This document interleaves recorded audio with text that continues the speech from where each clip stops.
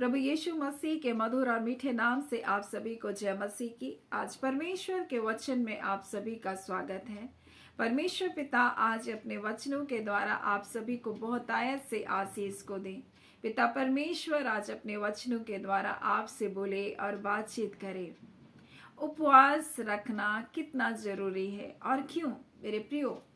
कई बार हम इसको बहुत हल्के में लेते हैं और सोचते हैं उपवास सभी को रखना जरूरी नहीं, कुछ लोग रख सकते हैं जो प्रभु के सेवा करने वाले हैं। और कई बार हम इसे ऐसे ही अन्यथा ले लेते हैं या फिर हम मनमर्जी के रूप में हम इसको ले लेते हैं। लेकिन जब आप मत्ती में पढ़ेंगे तो यीशु मसीह कहता है जब तू उपवास करे, ऐसा नहीं कहता कि यदि तू उपवास करे, वो इफ नहीं है, वो जब है मेरे प्रियो। और परमेश्वर चाहता है कि जब भी उपवास करें, यानी जब तुम उपवास करो, जैसे भी तुम उपवास करो, जब भी तुम उपवास करो, यानी कि ये उपवास करना है। इस बात को परमेश्वर का वचन हमें स्पष्टीकरण को देता है। जब तू प्रार्थना करे, यानी कि ये नहीं कहता यदि तू प्रार्थना करे, कभी अगर तेरा मन किया तो तू करे, नहीं तो नहीं करे, ऐसा नहीं। जब भी तू करे, परमेश्वर का वचन कहता है जब तू उपवास करे वो गुप्त रीति से करना। उपवास करना, गुप्त रीति से प्रार्थना करना, गुप्त रीति से करना, इस प्रकार से हमें परमेश्वर का वचन हमें सिखाता है। तो आज हम परमेश्वर के वचन से जिस बात को सीखना है वो है कि ये क्या बहुत जरूरी है, क्यों कर ये जरूरी है। आज हम इस बात को परमेश्वर के वचन से सीखेंगे। जब आप यीशु मसीह के जीवन को देखें, जब उसने सेवकाई को प्रारंभ किया, उसने उपवास को रखा।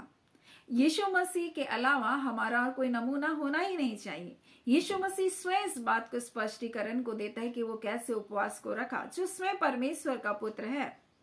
और वो उपवास रखा, और इसीलिए जब एक मिर्गी से ग्रसित एक बालक को लेकर आया, उसके चेले उस दुष्ट आत्मा को नहीं निकाल पा रहे थे, तो यीशु मसीह कहता है ये एक ऐसी जाति है जो बिना उपवास और बिना प्रार्थना के नहीं निकलती। मेरे प्रियो, कई बार हमें कुछ क्षेत्रों में जय पाने के लिए हमको प्रार्थना और उपवास दोनों की जरूरत है। यीशु मसीह शैतान के कार्य को नाश करने के लिए संसार में आया, और इसलिए लिखा है मनुष्य का पुत्र इसलिए प्रकट हुआ कि शैतान के कार्य को नाश करे।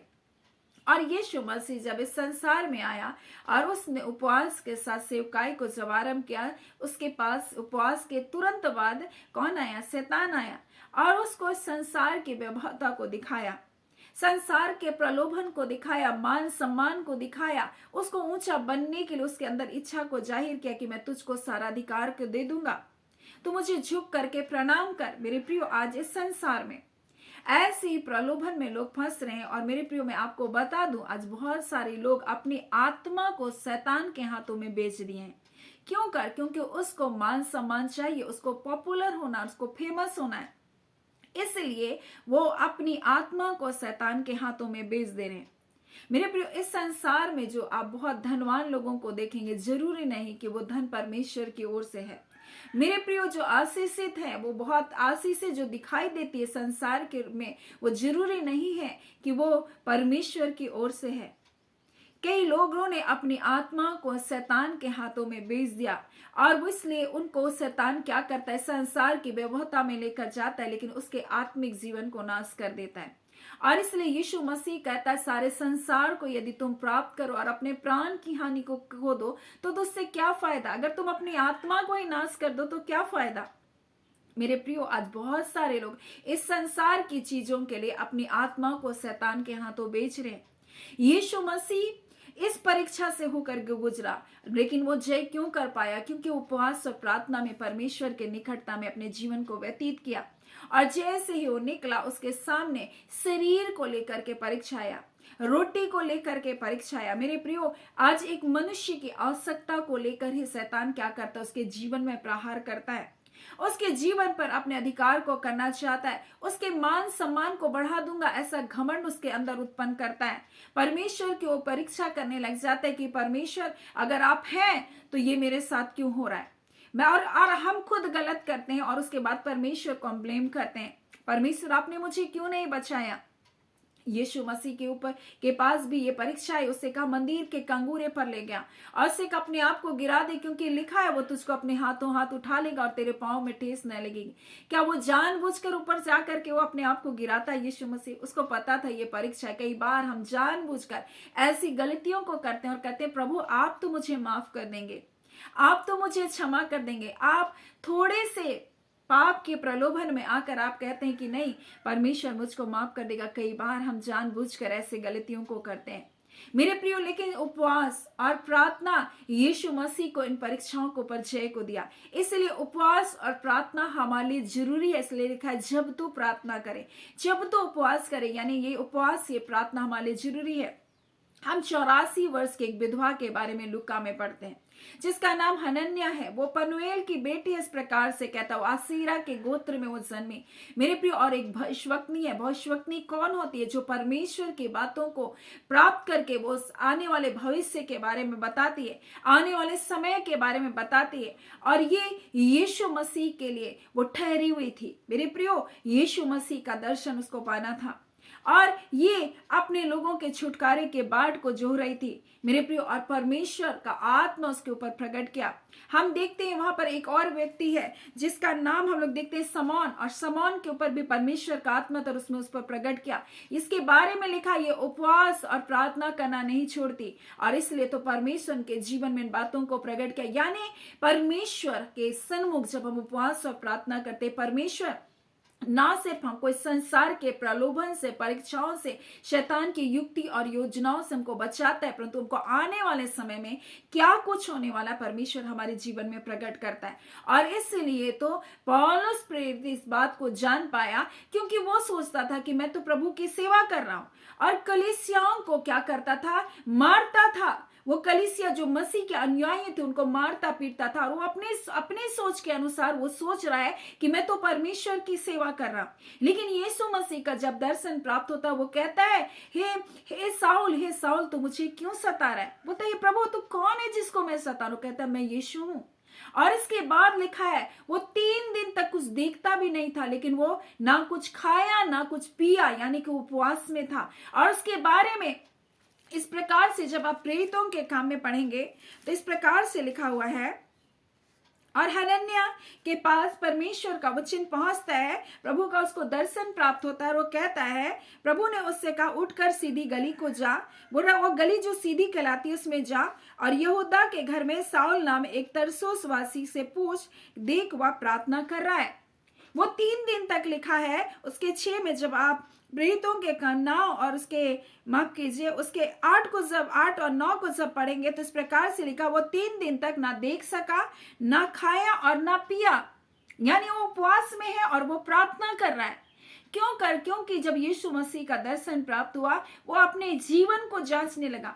यानी कि उपवास और प्रार्थना अपने जीवन को जांचने का एक समय है। और मैंने आपको बताया वहां पर किस प्रकार से जब हम निन्वे के लोगों के जीवन को देखे, उन्होंने 40 दिन तक उपवास किया। वो क्या उपवास था? मन फिराव का उपवास था।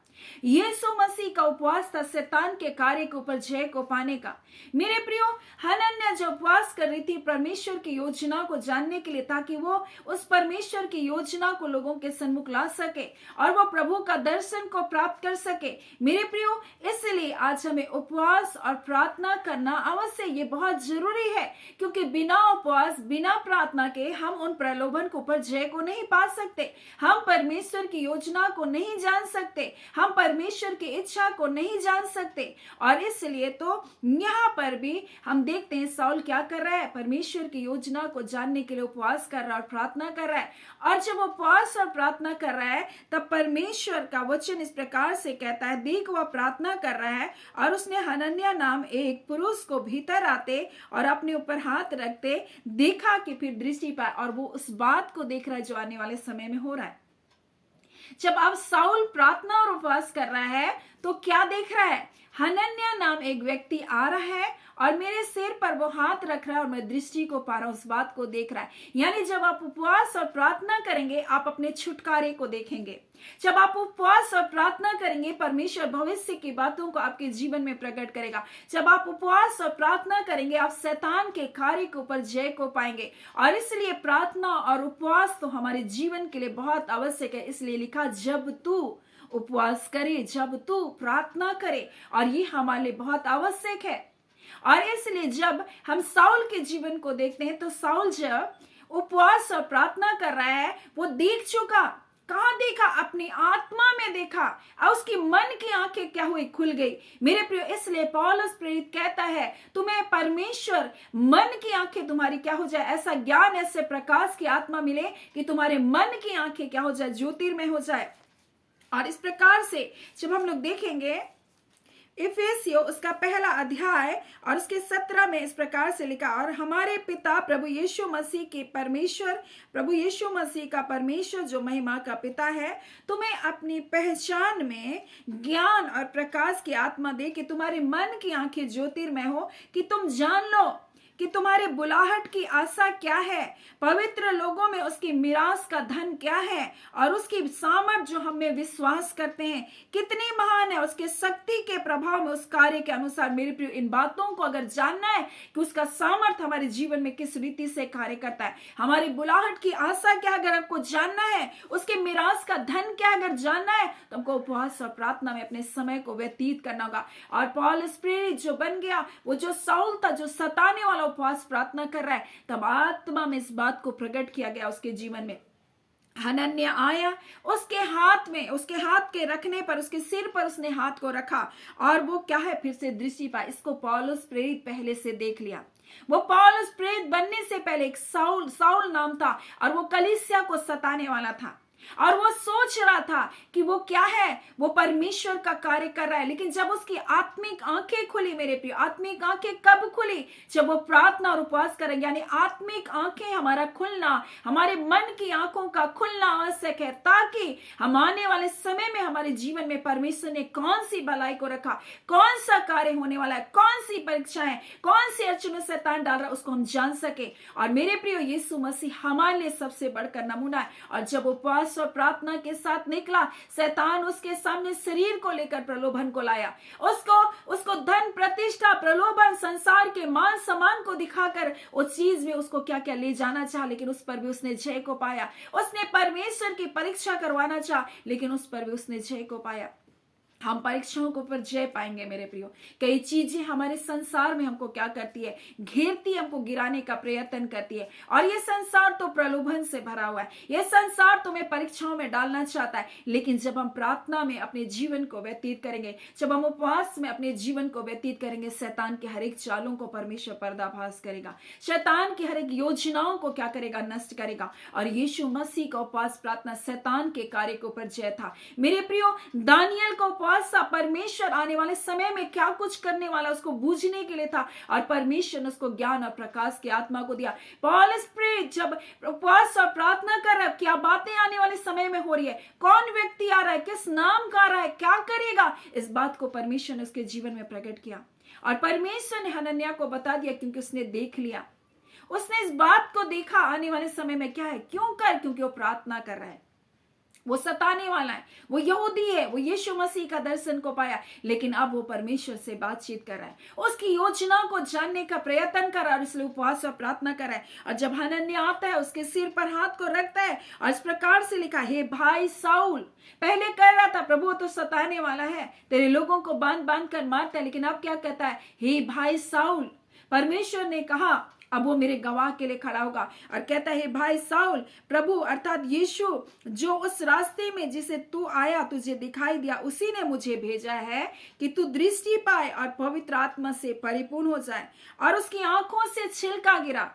मेरे प्रिय, आंखों से उसका छिलका गिरा और तुरंत देखने लगे। और मैं आपको बता दूं, ये आंखों से उसका छिलका सिर्फ शारीरिक आंखों को देखने के लिए नहीं, परंतु आत्मिक आंखों को खुल गया मेरे प्रियो। और उसी प्रकार से जैसे पवित्र आत्मा हमारे जीवन में आता है। जब हम उपवास और प्रार्थना करते, पवित्र आत्मा हमारी आत्मिक आंखों को खोलता। आज बहुत लोगों की आत्मिक आंखें बंद है, क्योंकि वो मसीह में तो है, कलीसिया में तो आ जा रहे हैं, लेकिन उपवास और प्रार्थना से उनका कोई मतलब नहीं। वो कभी उपवास ही नहीं रखते, उपवास से उनका कोई सरोकार नहीं, उपवास को जानते तक नहीं कि हमको उपवास रखना भी चाहिए मेरे प्रियो। और वो सोचते हैं बस ये तो ऐसे ही है।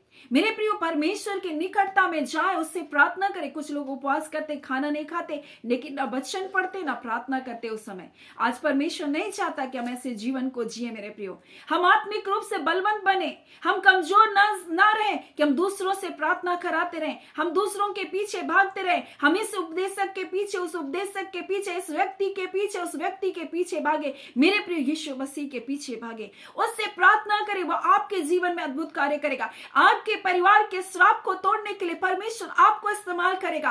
आपके परिवार के बंधन को तोड़ने के लिए परमेश्वर आपको इस्तेमाल करेगा। परमेश्वर की इच्छा जानने के लिए परमेश्वर आपको इस्तेमाल करेगा। आप उसकी योजना को जान पाएंगे। और इसलिए यहां पर जब हम प्रेरितों के काम को पढ़ते हैं, हम लोग देखेंगे यहां इस प्रकार से हनन्याह उससे कहता है, और इस प्रकार से लिखा है, तब उसने कहा, हमारे बाप दादों के परमेश्वर ने पौलुस से कह रहा है, साउल से कह रहा है, तुझे इसलिए ठहराया कि तू उसकी इच्छा को जाने। पहली बात, उपवास प्रार्थना के बाद उसकी आंखें खुली मेरे प्रियो, और परमेश्वर ने उसको इसलिए ठहराया कि वो परमेश्वर की इच्छा को जाने। आप जाने कि परमेश्वर के बुलाहट की आशा क्या है, उसके मिरास का धन क्या है, उसकी मर्जी क्या है, परमेश्वर ने कैसी बड़ी योजना आपके लिए बनाई है। और इस बात को आप जान पाएंगे कब, जब आपके मन की आंखें ज्योतिर्मय होंगे, तब परमेश्वर की आप इच्छा को जान पाएंगे। और इसलिए लिखा है, तुझे इसलिए ठहराया कि तू उसकी इच्छा जाने। दूसरी बात, तू उस धर्मी को देखे, तू उसका दर्शन को पाए। और इसलिए पौलुस प्रेरित इतने प्रकाशन को अपने जीवन में पाया, क्योंकि परमेश्वर ने उनके मन की आंखों को ज्योतिर्मय किया। परमेश्वर ने उसके हृदय में अपनी बातों को डालना प्रारंभ किया। परमेश्वर ने अपने भेदों को उसके जीवन में प्रकट करना चाहा। परमेश्वर अपने भेद को कब प्रकट करेगा? जब हमारा मन शुद्ध होगा मेरे प्रियो। उपवास हमारे मन की शुद्धिकरण के लिए, अपने जीवन की बुराई को निकालने के लिए, अपने पापों से मन फिराने के लिए। और जब हमारे मन शुद्ध होंगे, हम परमेश्वर की आवाज को स्पष्टता से सुन सकेंगे, परमेश्वर की योजना को हम जान पाएंगे, और हम उस धर्मी को हम क्या कर सकेंगे, देखेंगे। यीशु मसीह की उन योजनाओं को देख सकेंगे, उसकी इच्छा को हम जान सकेंगे, और उसके मुंह से बातें सुने, और तब हम उसकी आवाज को सुन सकते हैं मेरे प्रियो। और इसलिए तो उपवास और प्रार्थना हमारे लिए बहुत जरूरी है मेरे प्रियो। हर एक व्यक्ति, हर एक बालक, हर एक बालिकाएं मेरे प्रियो, आप थोड़ा भी परमेश्वर के सामने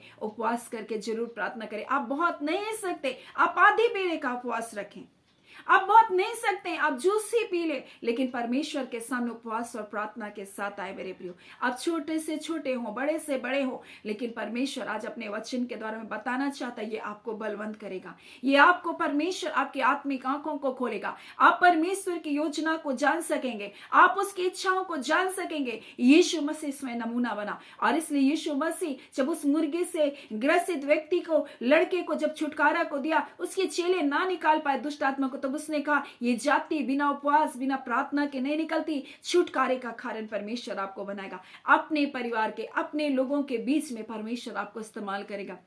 आप उसकी मर्जी को जान पाएंगे, उसकी बुलाए जाने की आशा को आप जान पाएंगे। आज इस संसार में बहुत सारे लोग आशाहीन जी रहे मेरे प्रियो, ऐसे ही भटक रहे, उनको नहीं पता मेरे जीवन का उद्देश्य क्या है। मेरे प्रियो, ऐसे ही परमेश्वर ने आपको नहीं बनाया, परमेश्वर ने एक उद्देश्य के तहत आपको बनाया, आपको चुना है परमेश्वर ने, आपको ठहराया है परमेश्वर ने, आपको फल लाने के लिए परमेश्वर ने चुना है मेरे प्रियो। आप अपनी योजना को जाने, परमेश्वर की बुलाहट को जाने। उपवास और प्रार्थना हमें परमेश्वर की योजना को जानने के लिए सहायता करेगा। सो परमेश्वर पिता इन वचनों के द्वारा आप सभी को बहुत आयत से आशीष को दे, आमीन। आइए हम प्रार्थना करेंगे।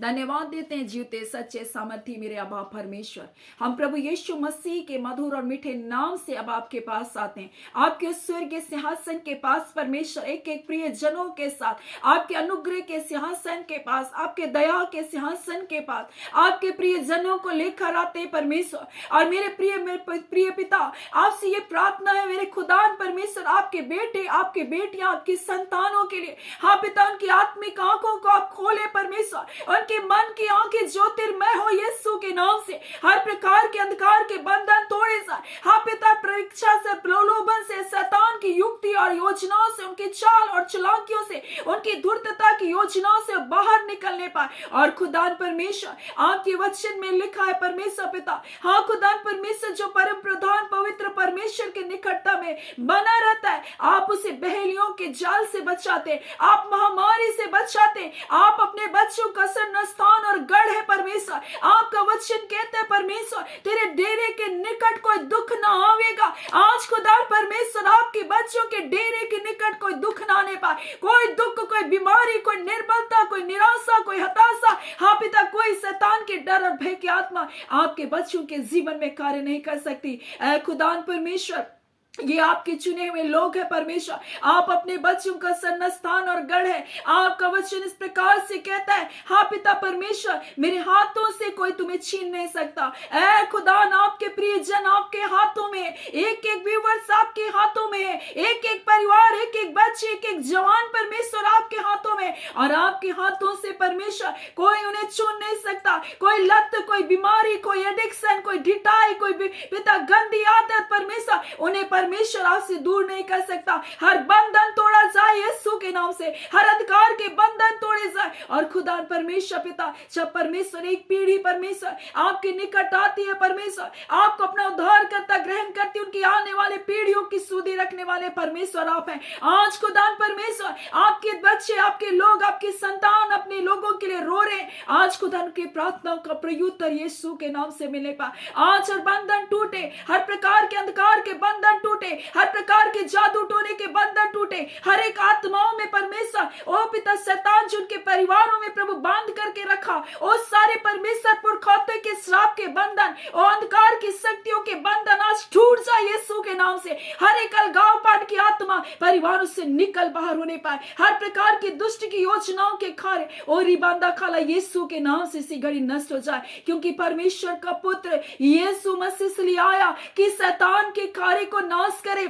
ए खुदाम यीशु, आज इसी घड़ी शैतान के हर एक कार्य इनके परिवारों से, इनकी जिंदगियों से नष्ट किया जाए। हर एक खिलाया पिलाया बंधन बंधुआई की आत्मा, हर एक तंत्र मंत्र की सारी झूठी आत्माओं के बंधन टूटे। हाँ पिता, ये ब्लेसेड है, ये आशीषित है परमेश्वर। आप इन्हें गरीब रहने के लिए नहीं, निर्बल रहने के लिए नहीं, बीमार रहने के लिए नहीं परमेश्वर, परंतु प्रभु जी आशीषित स्वस्थ रहने के लिए बुलाए हैं पिता। आपके बेटे ने ऐसे ही मार नहीं सा प्रभु, कोड़े की मार को सहकर हर श्राप के बंधन को तोड़ दिया है। बीमारी अब तुम निकलो इनके शरीरों से, दुर्बलताओं तुम निकलो यीशु के नाम से। तुम्हारा कोई अधिकार नहीं परमेश्वर के लोगों के जीवन में बंधुआई को डालने का। यीशु मसीह, आप हमारे स्वर की बेबता को छोड़कर आए। गरीबी तुम्हारा कोई अधिकार नहीं, बेरोजगारी तुम्हारा कोई अधिकार नहीं, परिवारों से तुम निकलो और जाओ, तुम्हारा कोई अधिकार नहीं। मैं तुम्हारे अधिकारों को खंडन करती हूँ, मैं तुम्हारे अधिकारों को तोड़ती हूँ, परिवारों के ऊपर से मैं तोड़ती हूँ, बच्चों के ऊपर से। मेरे यीशु मसीह तू आज्ञाकारी हुआ ताकि हर एक अनाज्ञाकारिता की आत्माओं के बंधन तोड़े।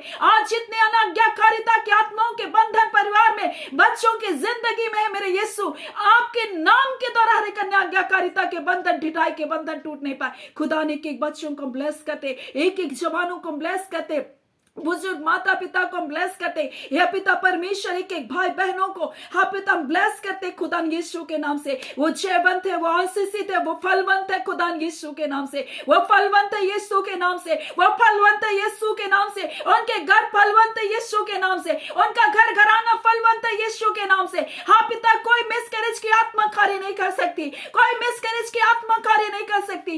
इसी घड़ी यीशु के नाम से प्रभु जी हर गर्भ के बंधनों को हम तोड़ते परमेश्वर पिता। एक एक जन परमेश्वर आशीषित है, एक एक परिवार के लोग आशीषित है पिता परमेश्वर। आपका धन्यवाद देते हैं। शैतान की सारी युक्ति और योजना जो तेरे बच्चों के खिलाफ में कार्य करती है, ऐसे सारे बंधन तोड़े सारे प्रभु। आपका धन्यवाद प्यारे यीशु, आप इसलिए आए ताकि शैतान के कार्य को नाश करे। आपने शैतान के सारे कार्य को नाश किया। आपका धन्यवाद। आपने पवित्र लहू में एक एक जन को ढांपे रखे। पवित्र आत्मा आप अगुवाई करे, आप सहायता करे। और आपने कहा परमेश्वर पिता आपसे लेकर सदा तक तेरी रक्षा करेगा। और इस वचन के अनुसार हर एक जन आपकी अद्भुत सुरक्षा में पाया जाए। धन्यवाद पिता, आपने प्रार्थना सुना। प्रार्थना हम यीशु के नाम से मांगते, दया सुने, अनुग्रह से ग्रहण कर लीजिएगा। आमीन।